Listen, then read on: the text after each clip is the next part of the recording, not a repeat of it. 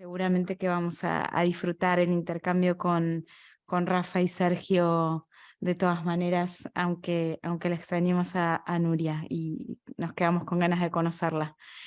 Y bueno, esta mesa tiene que ver con los efectos de la infodemia sobre la salud y la confianza de las personas en el contexto de Iberoamérica. Y un poco la pregunta es qué ha pasado con la desconfianza de la ciudadanía en las instituciones después de estos episodios tan traumáticos de los que venimos hablando estos días y que también estamos pensando en este encuentro, en entender un poco más, ¿no? Todo lo que pasó. Rafa Tuesca Molina es profesor de la Universidad del Norte, Barranquilla, Colombia.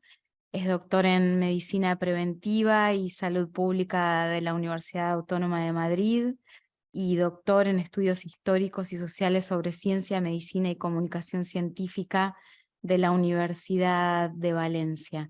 Es más extenso que esto el currículum, pero bueno, decimos estas primeras líneas y igual si querés contarnos algo más sobre tu desempeño y demás también puede ser parte del intercambio. Y Sergio Rodríguez es doctor en empresa, licenciado en investigación de mercados y diplomado en estadística por la Universidad de Barcelona. Es profesor asociado del Departamento de Empresa de la Universidad de Barcelona y docente en numerosas universidades y escuelas de negocios. Y también es mucho más amplio el currículum y bueno, hay un médico y un experto en estudios de mercado, así que el intercambio promete. Sé que han trabajado en una investigación de alcance internacional con encuestas a usuarios y bueno, sería muy lindo que nos cuenten parte de ese trabajo y también pensar conexiones con todo lo que hemos conversado ayer en las distintas mesas. Así que les doy la palabra, si querés comenzar, Sergio, para contarnos un poquito más. Muchas Sí, gracias. hablando con Rafa de cómo íbamos a abordar la sesión, en la ausencia de Nuria hemos decidido hacer algo tipo Pimpinela. Empezaré yo, luego seguirá él y luego volveré a retomar yo la palabra, ¿vale? Nuria nos iba a comentar temas, o iba a hablar sobre 3 temas fundamentales, que son la infodemia, la desinformación y la posverdad, ¿vale? Entonces, simplemente nosotros nos planteamos una pregunta a nivel de investigación que es: ¿la información diseminada por las instituciones políticas y sanitarias ha sido suficiente para que la población haya entendido cuáles son las actuaciones correctas? Y esto nos llevó a plantear 2 hipótesis de trabajo. La preocupación por un rebrote de la pandemia es mayor en los países centro y sudamericanos que en los europeos. Europeos y también hemos de añadir Estados Unidos, ¿vale? Porque también estaba incluido en el estudio. Y luego, la hipótesis 2 era si la afectación emocional de la pandemia ha sido mayor en los países de mayor PIB que en los países que tienen un PIB inferior, ¿vale? Bueno, uno de los temas que ya salieron ayer es que en ocasiones con esta pandemia se ha informado de cosas antes de tener la certidumbre sobre la verdad o a veces ha trabajado con información pues muy poco fiable, ¿no? Aparece un concepto que es la infodemia, ¿vale? Que es un concepto que se vincula con esa existencia de información falsa y sobre todo que se ha propagado por redes sociales y mensajería privada. Moreno y Castro lo comentan así. Y nos dicen que su comportamiento es viral, o sea, circula como un virus, ¿vale? Por lo cual no nos protege en tiempos de pandemias, sino más bien al contrario, ¿vale? De hecho, la Organización Mundial de la Salud, cuando le responde a lo que es la infopandemia, lo define como la práctica de difundir noticias falsas y maliciosas sobre la pandemia y llamó, de hecho, a combatirla. ¿Por qué? Porque está generando o generó pánico, angustia y evidentemente, desinformación, ¿vale? Esto liga con el concepto de desinformación que Gutiérrez y Cova ya lo utilizó en 2020, en relación con la salud que lleva a los seres humanos a situaciones de peligros para la vida humana. ¿Qué quiere decir esto? Pues que de todos los mensajes falsos que circulaban, 1 de cada 5 estaban relacionados con la prevención o la cura del COVID-19. Esto generó fake news que nos decían, por ejemplo, que utilizábamos la lejía como un método muy efectivo contra el virus, ¿vale? Espero que no pasaréis por ese trango, ¿vale? Y luego está el tema de las desinformaciones, que en el fondo tienen como objetivo causar inquietud en la población y crear ese desconcierto, con lo cual estábamos en un entorno desconcertante a nivel de información, una información que llegaba a veces de una forma poco rigurosa por la necesidad de saber, ¿vale? Y aparece un concepto que es la posverdad, que es un concepto ya acuñado con anterioridad, muy ligado a todo el tema del uso de las redes sociales, de la repetición, y al final no es nada más que los mensajes que simplemente por el uso continuado y la repetición, pues al final terminan convirtiéndose en verdaderos, es decir, una posverdad o una mentira emotiva, ¿vale? Bueno, de hecho, estos apresuramientos por tener una respuesta rápida ha hecho que ese sentimiento de urgencia pues, nos viera obligados a publicar datos por parte de los científicos, por parte de los gobiernos y ha llevado a generar esta situación, ¿vale? Ahora le doy paso a mi compañero Rafa y luego retomaré yo para introducir cómo hicimos la investigación. Vale, gracias. Viendo la parte de la información, si bien en este mundo, como un mare magnum, hay información que potencialmente podría ser cierta, pero trae una amalgama de condiciones que la puede hacer convertir como una información venenosa si la población no está preparada para ese tipo de información. Y hay un punto que quiero tocar que son los voceros para la comunicación de riesgo. Creo que ese es un punto importante. Hay escuelas que se dedican a la comunicación de riesgos en salud y la misión de la comunicación de riesgo es preparar a los saludistas cómo informar, qué informar, bajo qué condiciones informar, con el fin de ganar confianza en la institución. Este es prácticamente el mensaje. Que sean mensajes sencillos, cortos, que no generen pánico y que las personas tengan confianza con lo que se les está diciendo para generarle un poco de tranquilidad. Pero igual que aquí en España, Colombia, México, Brasil, cada figura política, es decir, los presidentes, asumieron un rol que no les correspondía porque no estaban formados para hacer esta actividad comunicativa de qué informar. Por ejemplo, ¿no? En Colombia el presidente se asignó que todos los días a las 6 de la tarde él hablaba. Y esto realmente generó en las personas agobio, cansancio, agotamiento, y la información era confusa porque un día decía una cosa, 3 días después había pasado otras cosas. Realmente había una pugna entre el presidente con la alcaldesa en Bogotá frente a las medidas, a las prácticas, a lo que se tenía que hacer frente a la pandemia, a las medidas de emergencia de tipo social, económica. Entonces, todo esto generó una serie de condiciones sociales que el primer punto es la parte política y tenía que ver con esa logística, liderazgo que quedó rezagada porque no se asignó a la figura del el ministro de Salud, y si el ministro no sabía frente a esta comunicación, en su equipo tenía que haber alguien encargado de llevar la comunicación de riesgos.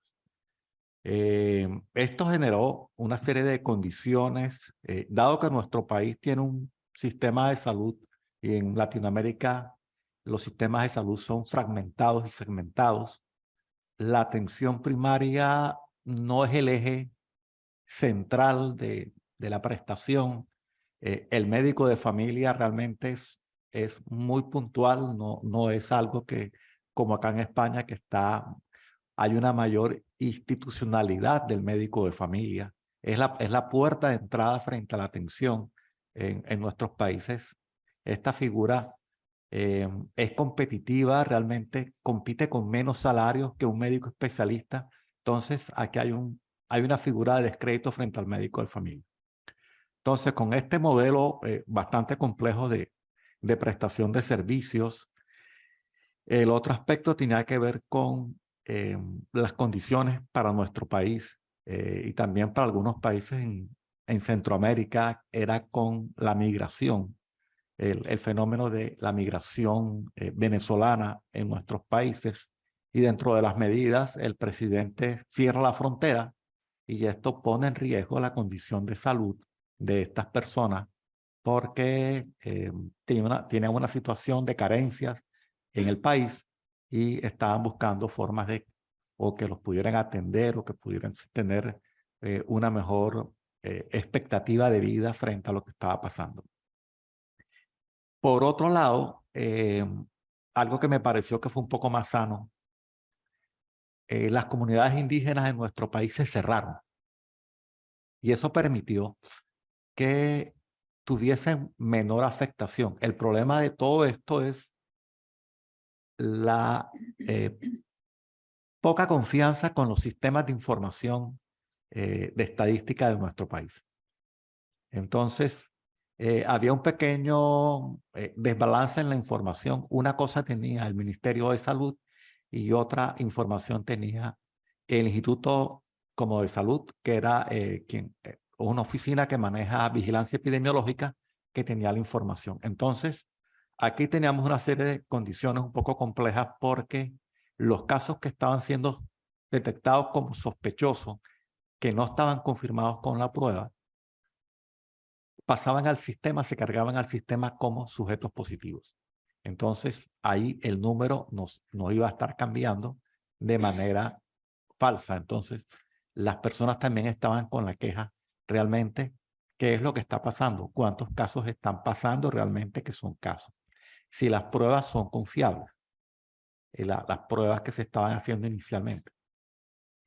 Posteriormente, tiene que ver con la mortalidad. Entonces, los muertos por COVID, realmente, ¿cuáles son? ¿Estamos viendo el acumulado o estamos viendo lo que están muriendo realmente día a día? Entonces, esto generó una serie de inconformismo en la gente porque tuvimos 4 olas, 4 picos de la mortalidad por COVID. Cada región mostró un comportamiento completamente diferencial. Bogotá, por ser la capital, recibe gran parte del impacto de la detección de casos, la capacidad desbordada para poder dar respuesta a las pruebas. Entonces, esto generó una serie de condiciones. Y luego, el presidente, y en algunos países también se presenta la figura de las ayudas económicas. Y las ayudas económicas generaron problemas de corrupción. Se prestó para que en las localidades se pudiese dar ayudas, pero estas ayudas estaban con un mayor costo para los proveedores y realmente a la gente no le estaba llegando este tipo de ayuda. Entonces, esto generó gran parte de la desconfianza de la ayuda a la población pobre y vulnerable. El otro punto tiene que ver con las medidas económicas. En nuestro país se dio el caso de reducir lo que se estaba pagando por aportes a salud, a pensión y a riesgos laborales durante los 2 primeros meses de la pandemia. Posteriormente, la sala jurídica de nuestro país, la Corte, dice esta medida financieramente no es viable y va a afectar la economía del país. Por lo tanto, tienen que echar hacia atrás y las empresas tienen que ofrecer un pago de lo que dejaron de pagar y hacerlo prorrogado hasta ajustar estos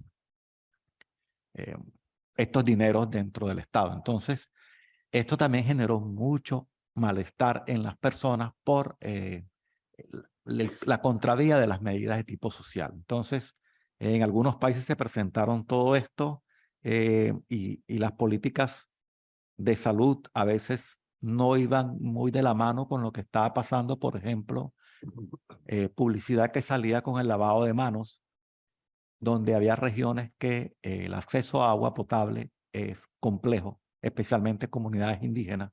¿Cómo le vamos a pedir que el lavado de manos sea con X cantidad de tiempo, X cantidad de jabón, si para las condiciones de estas personas no se disponía del recurso de agua potable, agua limpia, la misma calidad del jabón. Entonces, una serie de cosas que no estaban metidos dentro de estas condiciones. Y en algunas comunidades indígenas de Latinoamérica también había ese mismo fenómeno. Entonces, esto genera desconfianza. Y si le sumamos la mirada de la Organización Mundial de la Salud para el mundo, también entra en contradicción por la forma como fue valorada el manejo que hizo la Organización Mundial de la Salud frente a la pandemia y frente a la figura política en China. Entonces, nos ocultó China información. Posteriormente, lo que sucede en Europa, Italia, Francia, España, muestra un fenómeno completamente distinto a lo que se nos había informado. Luego viene la Organización Panamericana de la Salud como brazo que tiene la OMS y trata como de paliar un poco esa imagen. La OMS, la OPS, con apoyo de OMS, crea una página de infodemia con el fin de tratar de apoyar un poco a los ministerios, con el fin de filtrar mensajes para tratamientos, mensajes para pruebas rápidas, mensajes frente a conocimientos, frente a prácticas, que poco a poco fue un poquito decantando toda esta mirada. Y como lo decía Sergio, digamos, los países más afectados con esta pandemia eran, fueron Brasil, Argentina, México, en cuarto lugar Colombia. Los que tuviesen menos afectación fueron Panamá y Uruguay. Entonces tiene mucho que ver con una serie de condiciones económicas, políticas, como una arquitectura un poco distinta de lo que se estaba prestando en estos países. Y también el otro aspecto es la figura que los presidentes en ese momento le dieron, la connotación que le dieron a la pandemia del COVID. El caso Brasil, que lo tildaron, esto es una gripita, esto, es decir, le dieron una reducción, lo hicieron a lo mínimo, realmente teniendo una peligrosidad. Igual para el presidente de los Estados Unidos, el señor Trump también quiso darle otro giro completamente distinto al fenómeno, y después ciudades como Nueva York, California, en Los Ángeles, muestran fenómenos completamente distintos frente a la mortalidad por COVID y la forma como se estuvo manejando todo esto. Entonces, el punto llega es que al final queda como, para las personas es la duda, digamos, que nos representan OMS, OPS para el caso de Latinoamérica, los ministerios de salud, las secretarías de salud a nivel de las provincias, de las localidades, como garante y como protectoras frente a la salud. Entonces, esta es como la mirada que tendría este impacto de la pandemia. Y dentro de eso hay un término que está muy ligado con esto de la pandemia que se llama la sindemia, digamos, más que todo para nuestros países, donde tenemos enfermedades de tipo endémicas que van a ser las crónicas como diabetes, hipertensión, problemas oncológicos, como enfermedades tropicales, como dengue, como algún tipo de parasitosis. Todas estas enfermedades se van a mezclar con este fenómeno pandémico y va a dar un resultado un poco más catastrófico. Entonces, el punto va a esta reflexión. No nos puede meter a todos en el mismo rasero.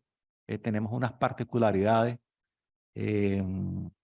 y cómo el punto es cómo la investigación, que realmente lo comentábamos ayer, la velocidad de producción científica fue enorme. El otro aspecto fue que muchos países destinaron dineros para la investigación. Ayer nos comentaban del caso del respirador aquí en Málaga.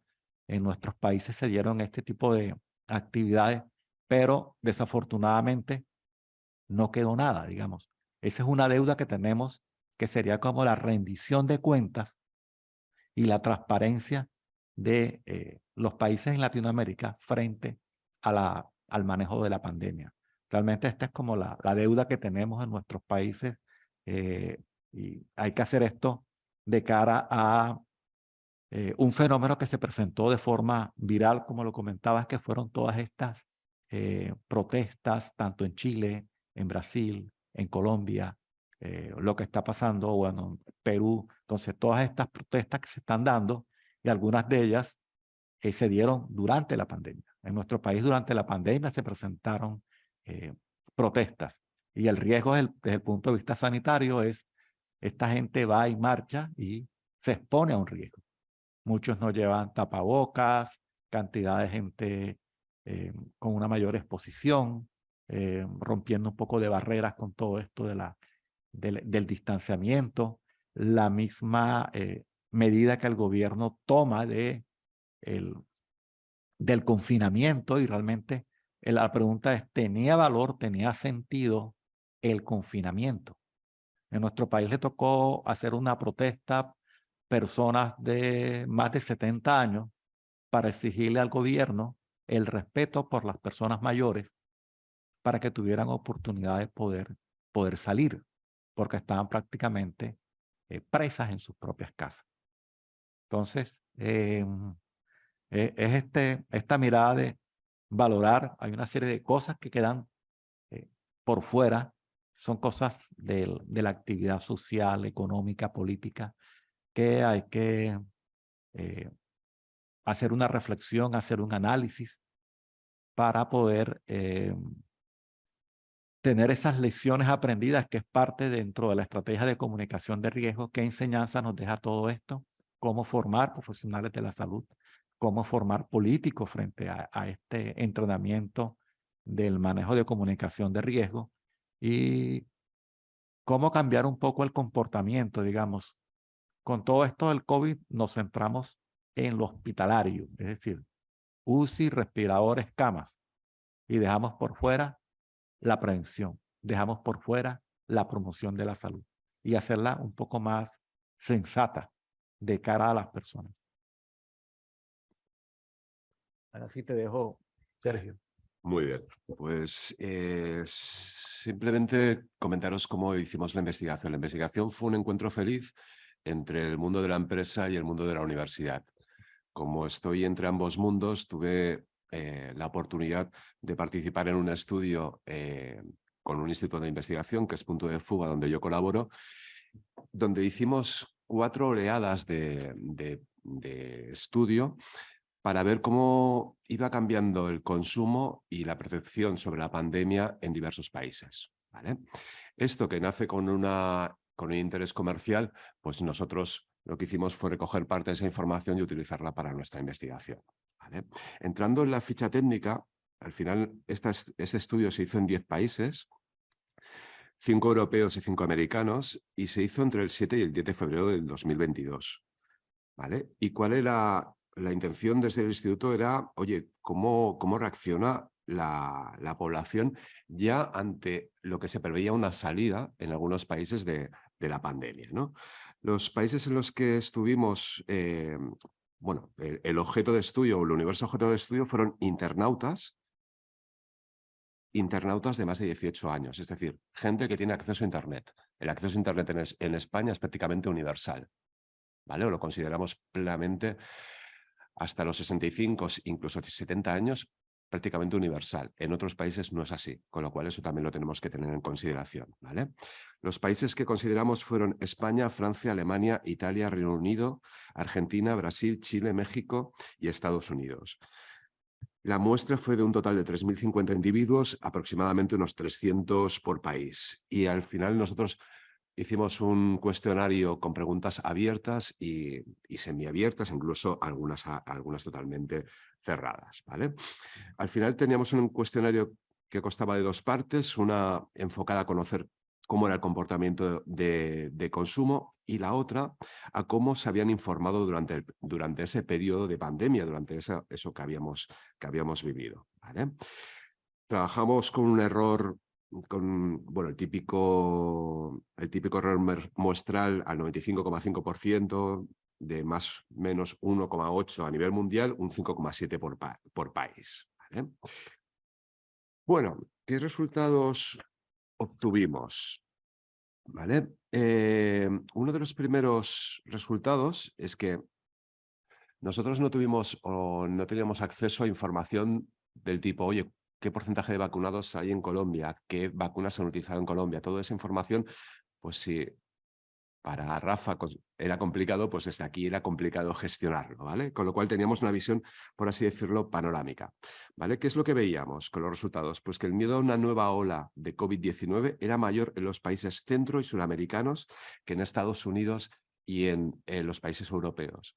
El por qué, desde nuestro punto de vista, después de ver esto, era claro. O sea, los niveles de vacunación que teníamos en España y en otros países europeos eran muy avanzados. Nuestros sistemas sanitarios también son más potentes que en los países latinoamericanos o en la mayoría de países latinoamericanos, con lo cual se sentían más confiados en ese sentido. O sea, si va a venir algo, pues tenemos como un paraguas, por así decirlo, que nos va a permitir soportarlo mejor, ¿vale? De hecho, esto sale pues, al final a través de preguntas concretas, ¿no? ¿Hasta qué punto está preocupado por la posibilidad de una nueva oleada de COVID? Y esto al final lo respondían con una escala de Likert de mucho a nada, ¿vale? Y lo que veíamos que claramente México, Chile, Brasil y Argentina eran los países donde, respecto a España, Francia, Alemania, Italia, UK y Estados Unidos, donde eso se reflejaba con mayor ansiedad, ¿vale? Estaban mucho más preocupados que en el resto de países, ¿vale?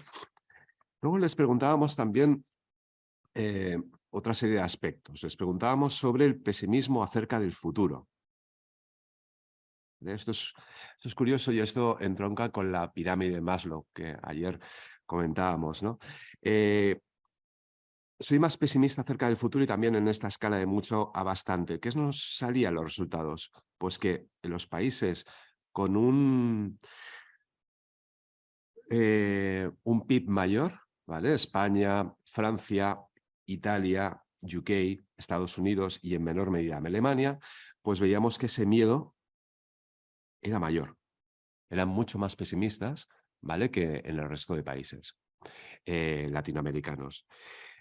Otro tema que nos importaba era el tema del individualismo, que para mí ha sido uno de los efectos de la pandemia, que quizás no hemos tratado suficientemente, pero al final hemos pasado de una sociedad en la que de repente aplaudíamos a nuestros sanitarios, no sé si os acordáis, salíamos a los balcones a aplaudir a nuestros sanitarios, de repente eso a nivel mundial se paró, todavía no sé por qué, y nos hemos vuelto una sociedad, en mi opinión, más egoísta y, por supuesto, más individualista. Y eso está más exacerbado en los países de mayor PIB. ¿Vale? Nuevamente tenemos diferencias significativas en Francia, en Alemania, en Italia y en Estados Unidos. En España, pues eso lo tenemos un poquito menos arraigado, ¿vale? Y luego teníamos unas preguntas, un par de preguntas más que os quiero comentar, que es, creo que en el poder de la sociedad, me he dado cuenta que la sociedad es capaz de cambiar las cosas. Y eso es curioso, que esa visión era aceptada más en los países latinoamericanos que en los países de mayor PIB. Era como que aquí nos hemos acomodado a que la situación es esta y no la podemos hacer muchas cosas para cambiarla. ¿Vale? Eso es también algo curioso. Y luego lo que comentábamos ayer del tema emocional, de las consecuencias psicológicas que ha traído esta crisis. Y aquí, nuevamente, los países de mayor PIB, España, Francia, Alemania, Italia, UK y Estados Unidos, se han visto mayor afectados, curiosamente, junto a Chile, que Argentina, Brasil o México.